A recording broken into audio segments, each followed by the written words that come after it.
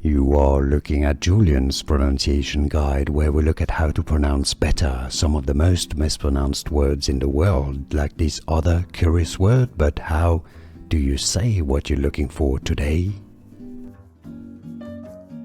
We are looking at how to pronounce this name, and we're going to be looking at how to say more names of mixed martial artists that too many people mispronounce. So stay tuned to the channel to learn more. There are two different ways of pronouncing the name of this American mixed martial artist.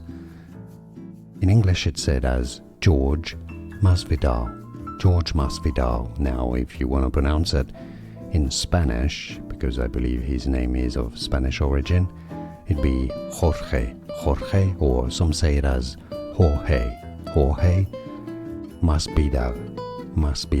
Actually, it would be said in Spanish, Jorge Masvidal, or in English, Jorge Masvidal. And now you know, more videos for you here to learn more. Here are more videos on how to pronounce more confusing words and names too many mispronounced. Like this video if you found it useful. I appreciate your support. I'll see you soon, and thanks for watching.